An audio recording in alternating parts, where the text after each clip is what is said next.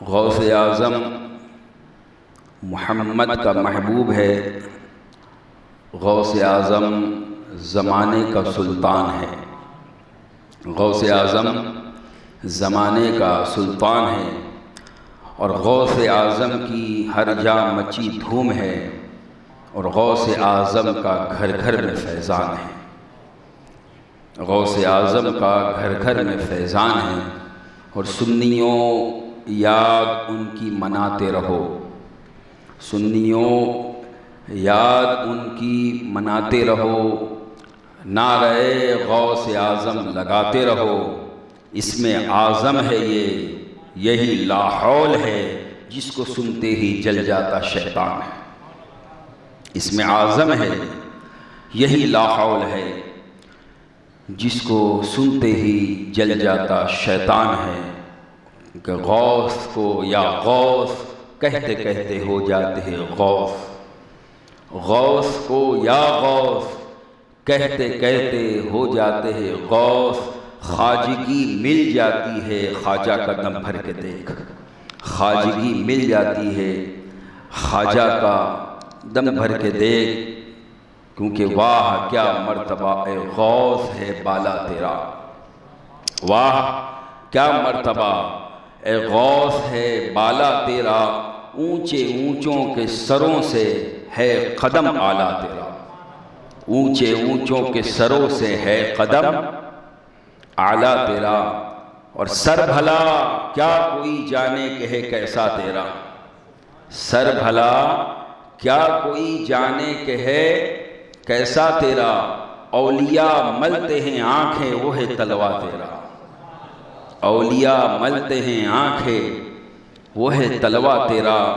اور سارے اقطاب جہاں کرتے ہیں کعبے کا طواف، سارے اقطاب جہاں کرتے ہیں کعبے کا طواف، اور کعبہ کرتا ہے طواف درے والا تیرا، کعبہ کرتا ہے طواف درے والا تیرا۔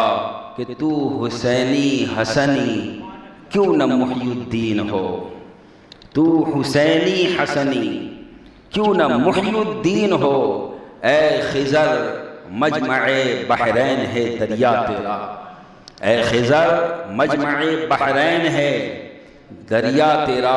اور قسم دے دے کے کھلاتا ہے پلاتا ہے تجھے، قسم دے دے کے کھلاتا ہے پلاتا ہے تجھے، پیارا اللہ تیرا چاہنے والا تیرا، پیارا اللہ تیرا چاہنے والا تیرا۔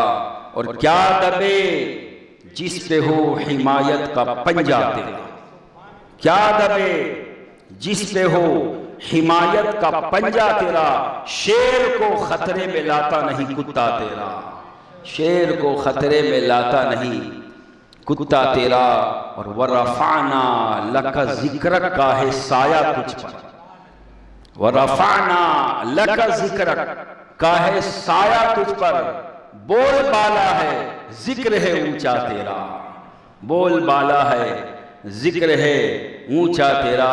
مٹ گئے مٹتے ہیں مٹ جائیں گے اعداء تیرے، مٹ گئے مٹتے ہیں مٹ جائیں گے اعداء تیرے، نہ مٹا ہے نہ مٹے گا کبھی چرچا تیرا، نہ مٹا ہے نہ مٹے گا کبھی چرچا تیرا۔ واہ کیا مرتبہ اے غوث ہے بالا تیرا، اونچے اونچوں کے سروں سے ہے قدم اعلیٰ تیرا۔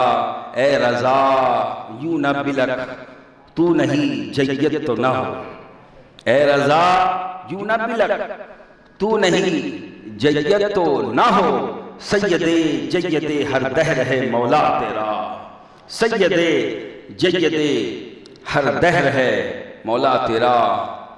اور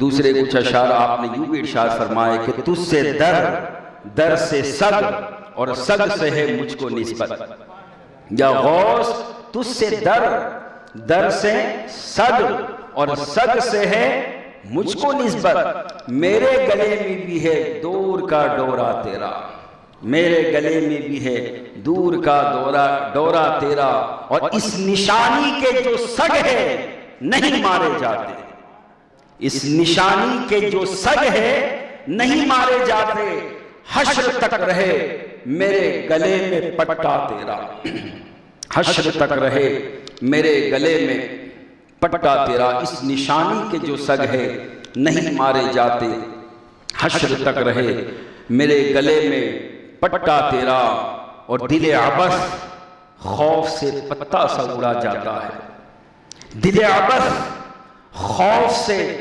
پتا سا اڑا جاتا ہے، پلہ ہلکا ہی سہی بھاری ہے بھروسہ تیرا، پلہ ہلکا ہی سہی بھاری ہے بھروسہ تیرا، پلہ ہلکا ہی سہی بھاری ہے بھروسہ تیرا۔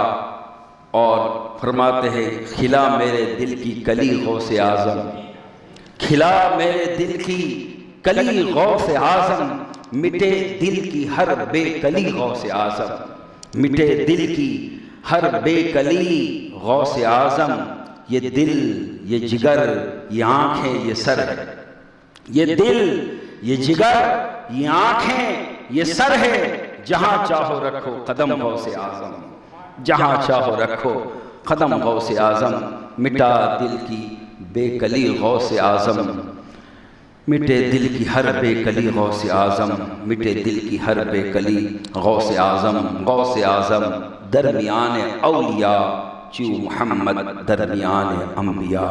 محبت میں جھوم کر درود پاک کا نذرانہ پیش فرمائیں۔ اللہم صلی علی سیدنا مولانا محمد طب القلوب دوائها وعافیت الابدان وشفائها ونور الابصار ودیائها وآلہ وصحبہ دائما ابدا سرمدا۔ اللہ تبارک و تعالی کا فضل و احسان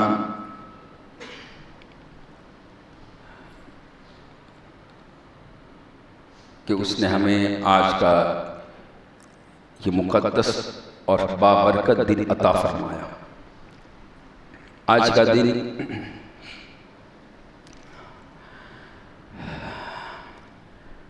جمعۃ المبارک ہونے کی حیثیت سے ہر ہفتے کی عید کا دن بھی ہے،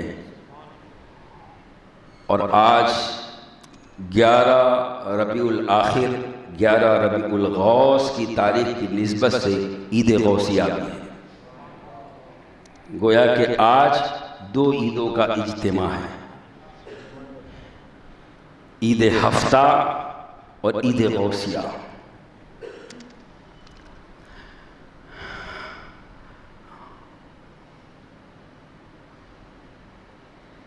حضور سیدنا شیخ عبد القادر جیلانی غوث اعظم رضی اللہ تعالیٰ عنہ، آپ کی شخصیت مبارکہ کائنات سنیت میں محتاج تعارف نہیں ہے۔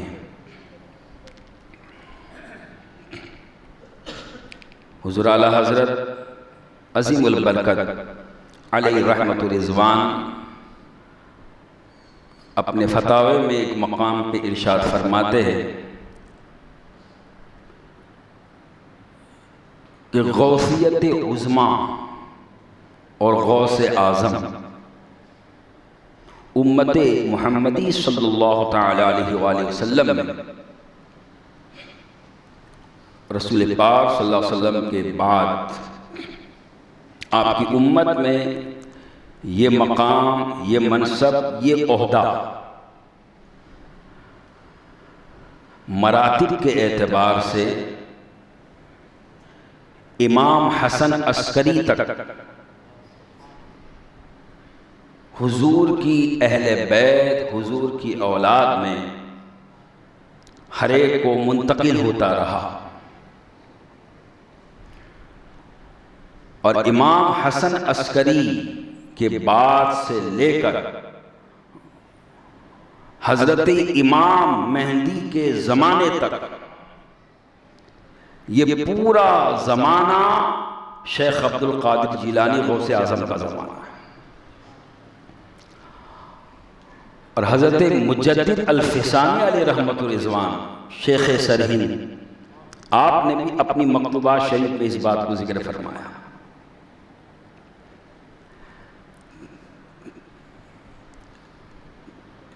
کہ حضرت مولائے کائنات امام حسن، امام حسین، امام زین العابدین، امام باقر، امام جعفر صادق، یہ غوثیت عظمیٰ کا جو مقام و منصب امام حسن عسکری تک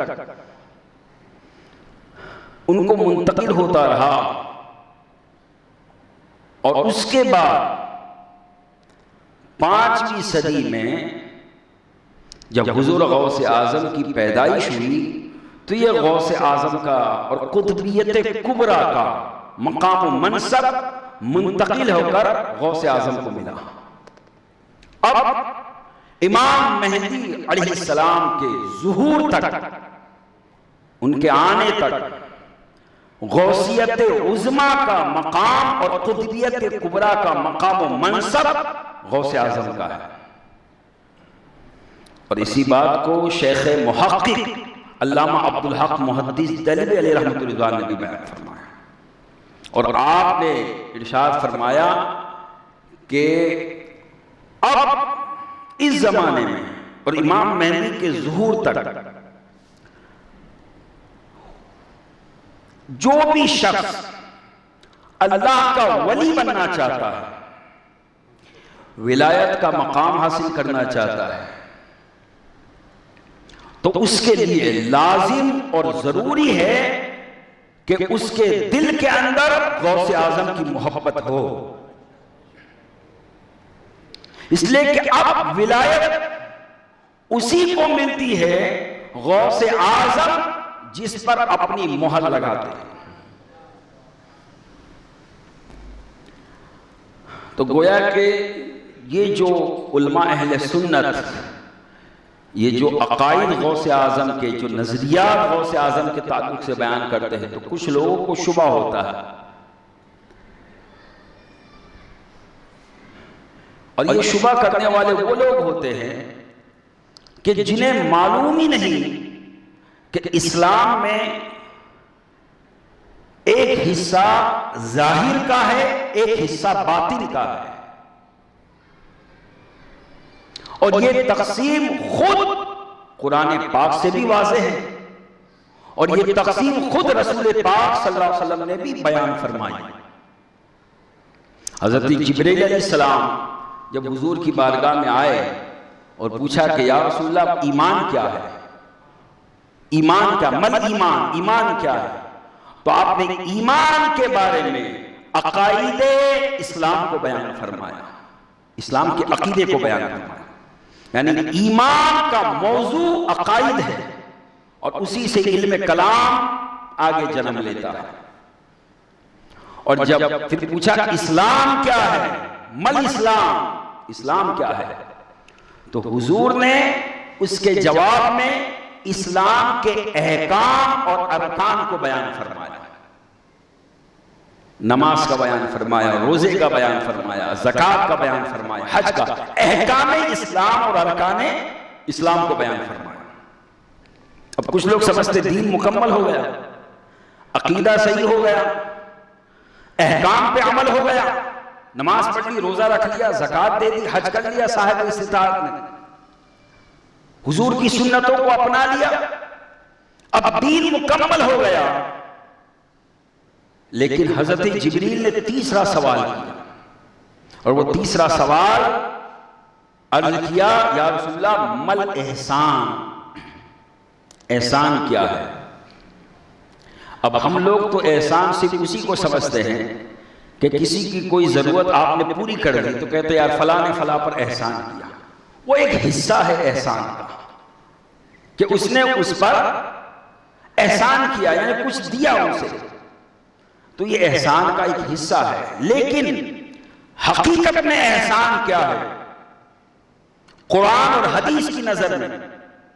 کہ حضرت جبریل نے پوچھا کہ یا رسول اللہ احسان کیا ہے؟ اب حضور نے یہ نہیں فرمایا کہ بھائی ایمان کے بارے میں تمہیں بتا دیا، اسلام کے بارے میں بتا دیا، یعنی اسلام کے عقائد تمہیں بتا دیے، اسلام کے احکام بتا دیے، اب بچا کیا؟ اب تو ساری بات، سارا دین مکمل ہو گیا۔ لیکن حضور نے یہ نہیں کہا بلکہ جواب عطا فرمایا کہ احسان کیا ہے، تو آپ نے اس کا جواب دیا، اور وہ جو جواب آپ نے عطا فرمایا حضور نے، تو اس میں نہ عقیدے کا بیان کیا، نہ اسلام کے کسی احکام کو بیان کیا۔ وہ تو ایمان میں عقائد بیان فرما چکے، اسلام کے جواب میں ارکان اسلام اور احکام اسلام بیان فرما چکے۔ اب احسان کے جواب میں آپ نے نہ کسی عقیدے کا ذکر فرمایا، نہ کسی عمل کا ذکر فرمایا، بلکہ ارشاد فرمایا احسان یہ ہے کہ اے بندے تو اللہ کی عبادت ایسے کر، اللہ کی بندگی ایسے کر گویا کہ تو اسے دیکھ رہا ہے، تو اسے دیکھ رہا ہے، اور اگر یہ حال، یہ کیفیت تیرے اندر پیدا نہ ہو سکے تو اتنی کیفیت تو ضرور اپنے اندر رکھ کہ خدا تجھے دیکھ رہا ہے۔ تو یہی جو احسان ہے، اسی کا نام تصوف ہے، اسی کا نام روحانیت ہے، اسی کا نام طریقت ہے، اسی کا نام باطن ہے۔ اور اس میں حضور نے مختصر سے جملے میں ساری باتوں کو بیان فرما دیا کہ اللہ کی بندگی ایسے کر، یعنی بندے خدا کوئی بھی بندگی کرے، نماز پڑھے، روزہ رکھے، زکوٰۃ دے، حج کرے، کسی پر احسان کرے، کوئی نیک کام کرے، اخلاق سے پیش آئے، معاملات اچھے کرے، جو بھی نیک کام کرے، تو نیک کام جب کرے تو دل کی کیفیت یہ ہو کہ میں خدا کو دیکھ رہا ہوں۔ اب یہ کیفیت تو ہر ایک کو نصیب نہیں ہو سکتی۔ بھائی ہم بھی نماز پڑھتے ہیں، تو کیا ہم میں سے کسی کو یہ کیفیت ملتی ہے کہ میں خدا کو دیکھ رہا ہوں؟ بلکہ بعض تو ایسے نمازی ہے کہ ہوتے ہیں نماز میں اور دل و دماغ کہیں اور ہے، کہیں بازار میں ہے، کہیں کسی اور اپنے دھندے میں ہے۔ اب یہ کیفیت بڑی مشکل سے نصیب ہوتی ہے، یہ حالت بڑی مشکل سے نصیب ہوتی ہے کہ میں اللہ کو دیکھ رہا ہوں۔ لیکن یہ ذہن میں رکھیں، جب حضور نے فرمایا ہے کہ ایسے عبادت کرو گویا کہ تم خدا کا مشاہدہ کر رہے ہو، تو یہ مت سمجھنا کہ ہمارے لیے ناممکن ہے تو سب کے لیے ناممکن ہے، بلکہ کچھ ایسے اشخاص ہیں، کچھ ایسی ہستیاں ہیں امت کے اندر کہ جن کی عبادت کی کیفیت کا عالم یہ ہوتا ہے کہ وہ خدا کی عبادت میں ایسے محو مستغرق رہتے ہیں کہ جسم تو ان کا یہاں ہوتا ہے لیکن قلب و روح اور باطن عرش کی سیر کرتے ہیں۔ اب یہ مقام صرف باتیں کرنے سے، سننے سنانے سے اور اپنے آپ کو دنیا داری میں مشغول رکھنے سے ایسے ہی حاصل نہیں ہوتا۔ اس مقام کو پانے کے لیے بڑی محنت کرنی پڑتی ہے، بڑی مشقت کرنی پڑتی ہے، اور اسی کو مجاہدہ کہتے ہیں، اسی کو مجاہدہ کہتے ہیں۔ اور مجاہدہ وہ کیا ہے؟ تو غوث اعظم کی زندگی کو لے لو، تو آپ نے کیسا مجاہدہ فرمایا، کیسا مجاہدہ فرمایا، کیسی مشقت و محنت آپ نے برداشت فرمائی۔ کہ آپ غور فرمائیں، پچھلے جمعہ میں نے عرض کیا تھا کہ طالب علمی کے دور کے اندر، علم سیکھنے کے زمانے میں آپ نے جب مشقتیں برداشت کی ہے، کوئی دوسرا طالب علم ہو تو اس کی ہمت ٹوٹ جائے، لیکن آپ نے، اور ایسا نہیں کہ مجبوری میں، یہ بھی میں نے عرض کیا تھا، ہم جیسے مجبور اگر کچھ نہیں ملتا تو ہم کہتے یار نہیں ملا صبر کر، لیکن غوث کی شان یہ تھی کہ ملتا تھا اسے لے کر غریبوں میں خرچ کر دیتے اور خود فاقے کی زندگی گزارتے۔ یہ ہے کمال، یہ ہے کمال غوث پاک کا۔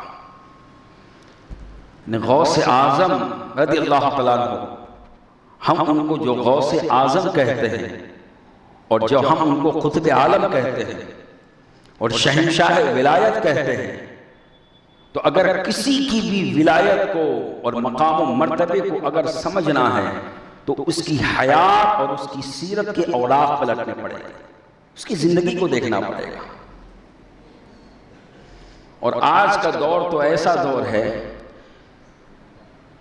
کہ اگر کوئی ہمیں دکھ جائے کہ کوئی شعبدہ بازی کر رہا ہے، کوئی ہواؤں میں اڑ رہا ہے، کوئی پانی پہ چل رہا ہے، کسی نے ہمارے دل کی بات کہہ دی، ہمارے خیال میں کچھ چل رہا تھا اور وہاں پہنچے اور اس نے کہہ دی کہ تمہارے یہ تمہیں پریشانی ہے، تو ہم سمجھتے یار یہ بہت اللہ کا ولی ہے۔ لیکن یاد رکھے یہ باتیں حضرت جنید بغدادی، حضور غوث اعظم، جتنے اولیاء کبار ہیں ان سب نے فرمایا ہواؤں میں پرواز کرنا کمال نہیں ہے۔ اگر صرف ہواؤں میں اڑنا کمال ہوتا تو مکھی ہم سے پہلے کامیاب ہو چکی۔ دریاؤں میں تیرنا کمال نہیں ہے، اگر دریاؤں پہ چلنا اور تیرنا کمال ہوتا تو ہم سے پہلے مچھلی کامیاب ہو چکی۔ تو یہ جسے ہم سمجھتے ہیں کہ یہ ولایت کی دلیل ہے، یہ ولایت کی دلیل نہیں ہے، یہ شعبدہ بازی اور یہ عقل کو حیران کر دینے والی باتیں صرف یہی ولایت کی دلیل نہیں ہے۔ ولی ہونے کی دلیل کیا ہے؟ تو فرمایا ولی ہونے کی دلیل یہ ہے کہ الاستقامت فوق الکراہت، سب سے بڑی کراہت دین پر مضبوطی سے قائم رہنا، یہ سب سے بڑی کرامت ہے، یہ سب سے بڑی کرامت ہے۔ لیکن اللہ رب العزت نے بھی قرآن میں فرمایا ان الذین قالوا ربنا اللہ ثم استقاموا، بے شک وہ لوگ جنہوں نے کہا ہمارا رب اللہ ہے اور پھر کہنے کے بعد ثم استقاموا، اس پر مضبوطی سے قائم ہو گئے، اس پر استقامت اختیار کر کسی بھی وقت وہ اپنے رب کی ربوبیت سے انہوں نے منہ نہیں موڑا، اپنے رب کی عبادت سے منہ نہیں موڑا، بلکہ اس پر دین پر مضبوطی سے قائم رہے، تو پھر کیا ہوتا ہے؟ فرشتے اس پر اترتے ہیں، فرشتے خوشخبری دیتے ہیں۔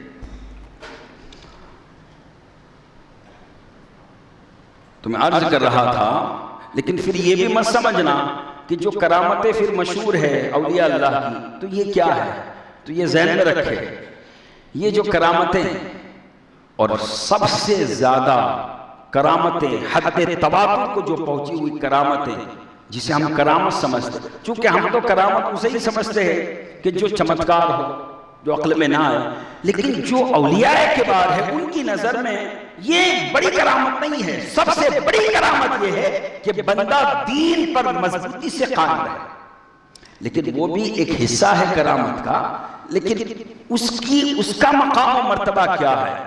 تو فرمایا کہ جیسے آپ کسی جگہ گاڑی لے کے جا رہے ہو، ڈرائیونگ کر رہے ہو، گاڑی لے کے جا رہے ہو اور گاڑی آپ کی رفتار سے چل رہی اس کی اسپیڈ کم نہیں، آپ اسپیڈ سے اس کو چلا رہے ہو، منزل ہے، منزل تک رواں دواں ہے اور گاڑی چل رہی ہے اور اس سے دو گرد اڑ رہی ہے، دھول اڑ رہی ہے، تو وہ دھول کا اڑنا یہ وہ کرامت ہے جسے ہم کرامت سمجھتے ہیں، یعنی ولایت کے راستے میں ولی منزل مقصود تک چلا جاتا ہے اور اس کے قدموں کی دھول سے جو صدور ہوتا ہے اسے سمجھ میں آتا ہے کہ یہ کرامت ہے۔ یہی وجہ ہے، اور غوث پاک کی شان تو یہ تھی کہ بہت سی کرامتیں آپ کی ارادتاً بھی ظاہر ہوئی اور غیر ارادی طور پر بھی ظاہر ہوئی، ارادہ نہیں تھا لیکن بس ظاہر ہو گئی۔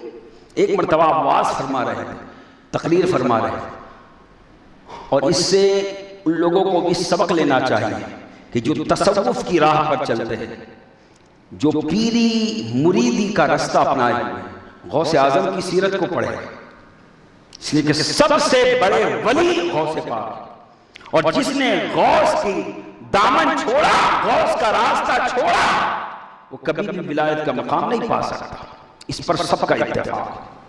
تو غوث پاک رضی اللہ تعالیٰ آپ واعظ فرما رہے تھے، تقریر فرما رہے تھے، یہاں سے پتہ چلا واعظ کہنا، واعظ و نصیحت کرنا، امر بالمعروف و نہی عن المنکر کی تبلیغ کرنا، یہ غوث پاک کی بھی سنت ہے۔ اور قربان جائے غوث پاک کی شان تو یہ ہے کہ آپ کی کل عمر مبارک تقریباً 90 سال ہوئی، 90 یا 91 سال، اور 18 سال کی عمر مبارک آپ نے اپنے شہر جیلان میں گزاری، 18 سال۔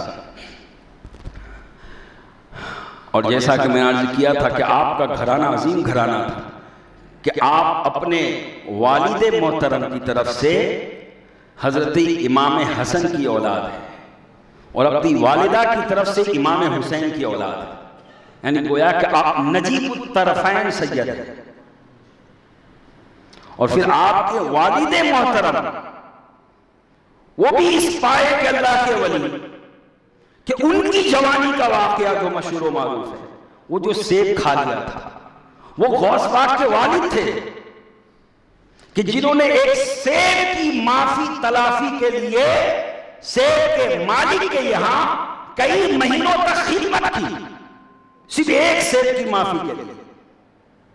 اس سے ہم قادریوں کو سبق لینا چاہیے کہ ہم جو لوگوں کا حق مارتے ہیں، اپنے بھائیوں کا حق ہڑپ کر جاتے ہیں، وہاں تو غوث پاک کے والد کا عالم یہ ہے کہ ایک سیب کی معافی کے لیے آپ اتنی دور سفر کر کے تشریف لے گئے، اور پھر وہاں ان کے یہاں باغ کی رکھوالی کرنے لگے، کئی مہینوں گزر گئے، اور اس کے بعد باغ کے مالک نے کہا ٹھیک ہے اب جو ہے میں معافی دے سکتا ہوں، ایک شرط تو تم نے پوری کر لی، اب دوسری شرط میری باقی ہے۔ کہا کیا؟ کہا ایک اعتبار سے میری جو لڑکی ہے وہ ایک اعتبار سے لنگڑی ہے، لولی ہے، گونگی ہے، بہری ہے، اس سے تمہیں شادی کرنی پڑے گی۔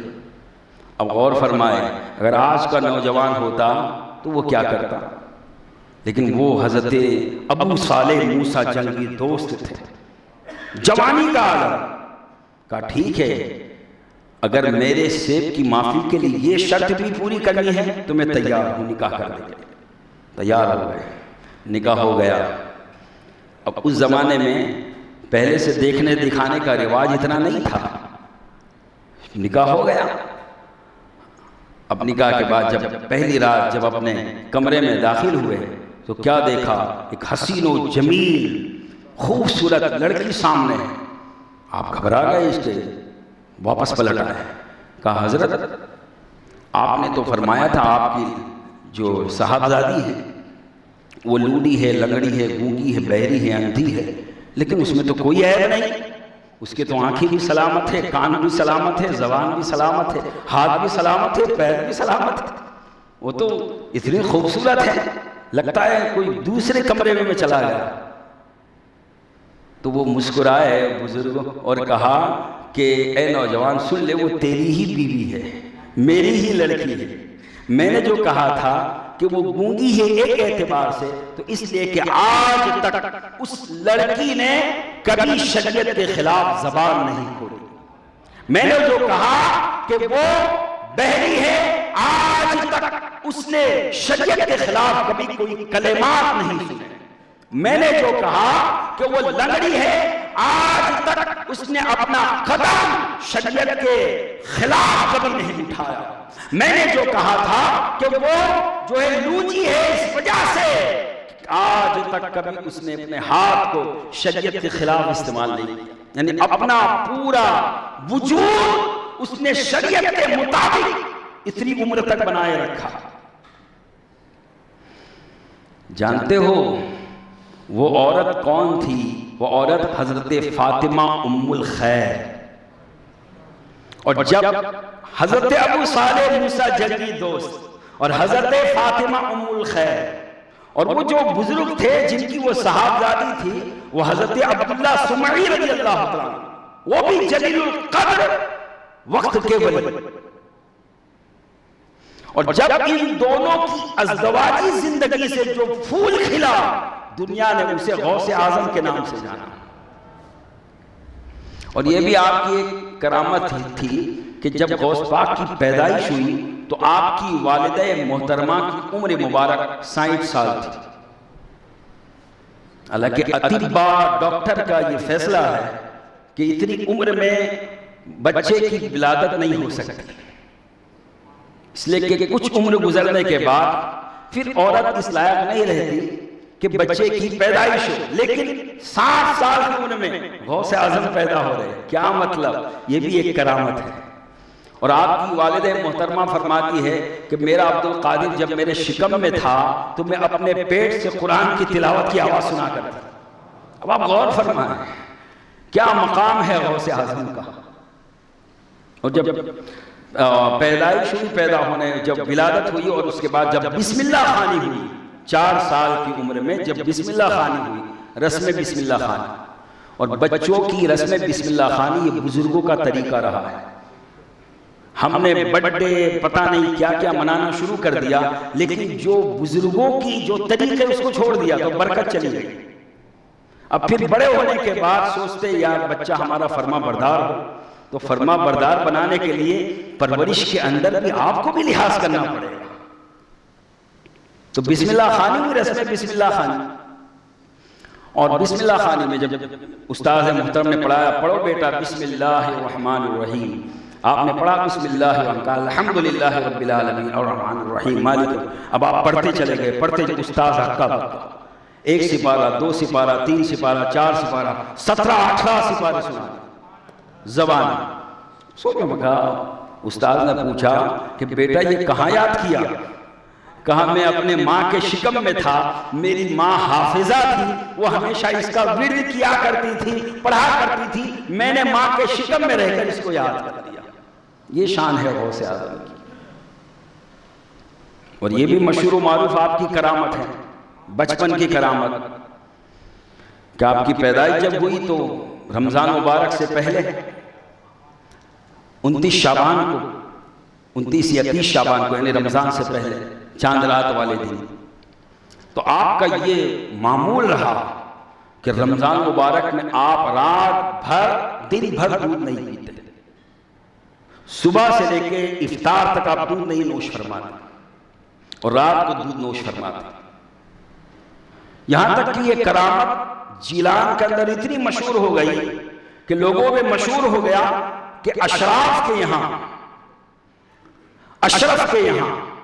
اس زمانے میں جو حسنی حسینی سید ہو اسے اشرف کہا جاتا تھا. اس علاقے کہا اشرف کے گھرانے میں ایک بچہ پیدا ہوا ہے، وہ اتنا باکمال ہے کہ رمضان میں وہ دن میں دودھ نہیں پیتا، گویا کہ روزہ رکھتا ہے. اور اس کے بعد جب کبھی مطلع صاف نہ ہوتا، بادل صاف نہ ہوتا، لوگوں کو شک ہوتا کہ رمضان کا چاند ہوا کہ نہیں ہوا، تو لوگ کہتے کہ بھئی نظر تو نہیں آتا، چلو اشرف کے گھر چلے، اس گھرانے میں چلے. اگر وہ بچے نے دن میں دودھ نہیں پیا سمجھ لے رمضان کا چاند ہو گیا. یعنی آپ کا دودھ پینا نہ پینا یہ رمضان کے چاند ہونے کی علامت بن گیا.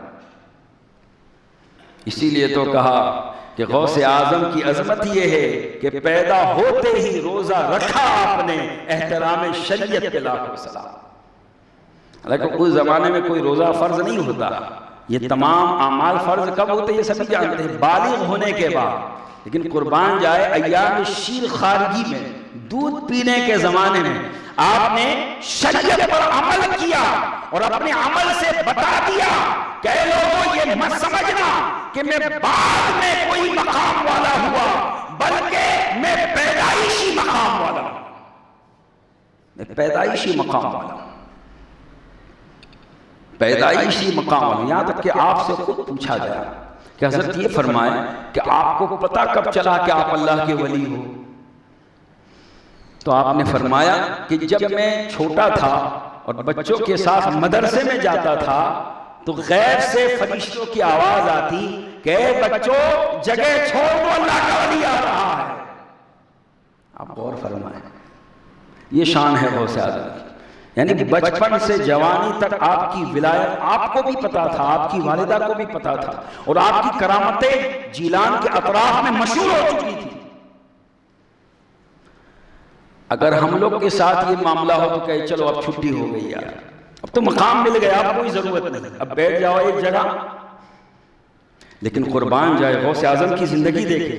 18 سال کی جب آپ جوانی کا عالم اور ماں بڑھاپے کے عالم میں ہیں، بڑھاپے کے عالم میں آپ ماں کی بارگاہ میں آ کر عرض کرتے ہیں کہ ماں جان میں دین کی خدمت کرنا چاہتا ہوں، میں دین کی خدمت کرنا چاہتا ہوں، اور دین کی خدمت کرنے کے لیے علم ضروری ہے، علم ضروری ہے.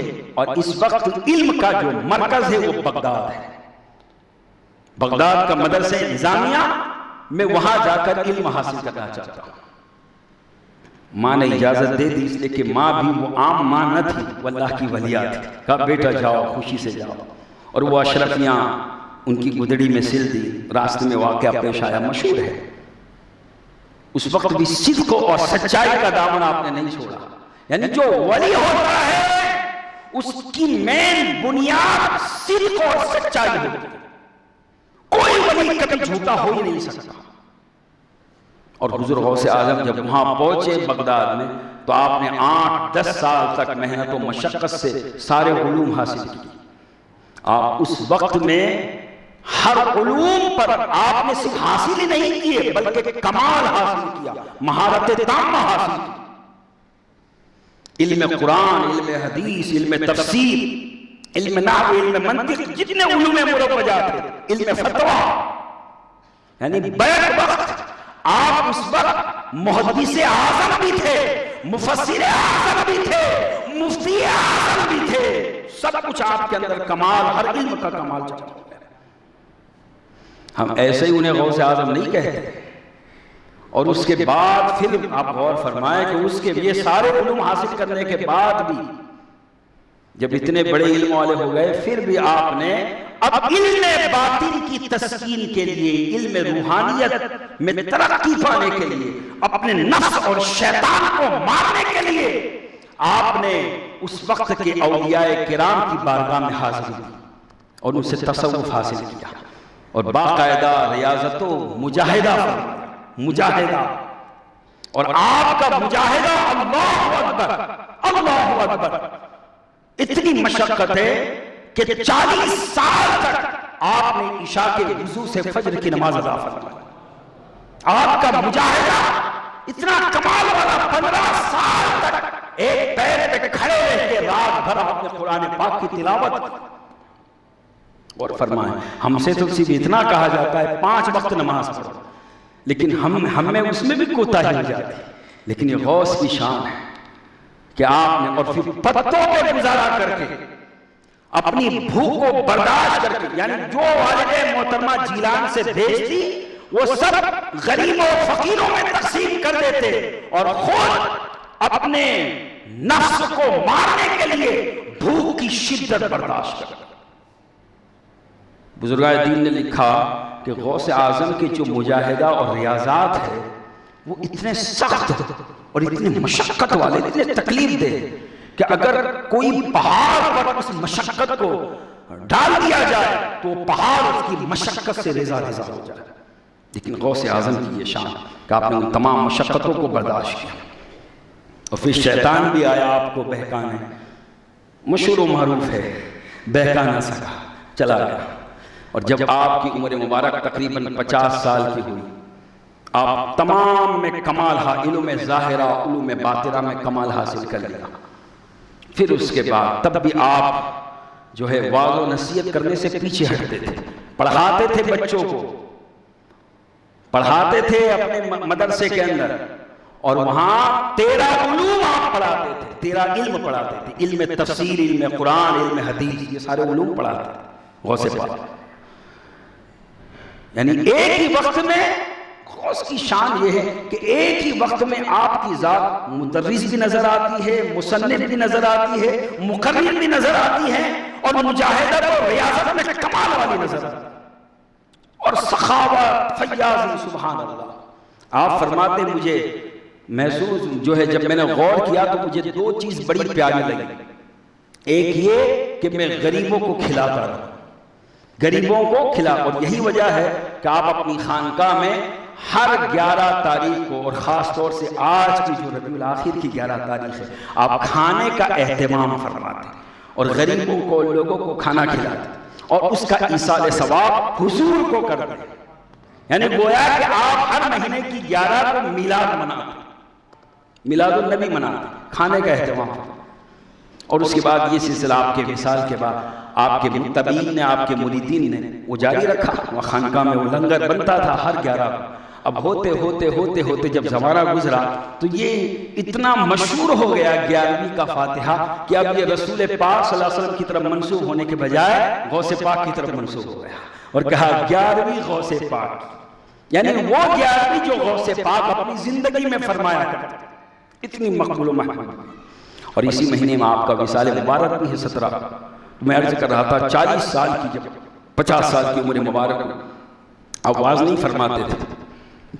رسول پاک صلی اللہ علیہ وسلم خود بنفس نفیس روحانی طور پر تشریف لا اور کہا بیٹا عبدالقادر لوگوں کو واعظ و نصیحت کرو. کہا حضرت میں تو اجمی ہوں، چونکہ آپ فارسی تھے، پرشین آپ کی زبان تھی، مادری زبان غوث پاک کی. اور اس وقت جو جیلان تھا ایران کا علاقہ وہ فارس میں تھا، عرب میں نہیں تھا. اور بغداد جو ہے وہ عرب میں تھا. تو عرض کیا کہ نانا جان میں تو اجمی ہوں اور یہ لوگ عربی ہیں، اب ان کے سامنے بولتے ہوئے مجھے ذرا جو ہے جھجک محسوس ہوتی ہے. آپ نے فرمایا بیٹا عبدالقادر ادھر آؤ. قریب بلایا اور قریب بلا کہا بیٹا منہ کھولو. منہ کھولا، حضور نے اپنا 7 مرتبہ لعاب دہن ڈالا، اپنا تھوک مبارک ڈالا. سبحان اللہ. اور یہ جب آپ کے گلے مبارک سے قلب مبارک کے پاس سے جب اترا تو قلب کو ایسا منور کیا، معرفت کے موتی ایسے جوش مارنے لگے کہ آپ بے ساختہ ممبر پر تشریف لے آئے.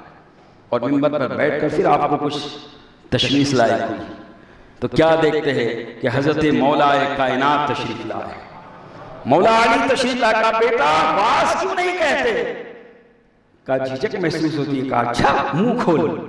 منہ کھولا. حضرت مولا علی نے 6 مرتبہ اپنا لعاب دہن ڈالا. کہا بابا جان 6 مرتبہ کی؟ نانا جان نے تو 7 مرتبہ ڈالا.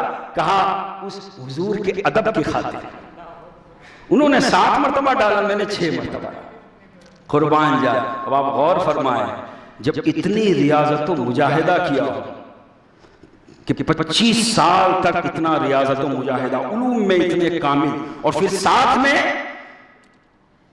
شہر العلم، مدینہ العلم، رسول کائنات صلی اللہ علیہ وسلم خود تشریف لا کر انہیں مستفیض فرمائے اپنے لعاب دہن سے.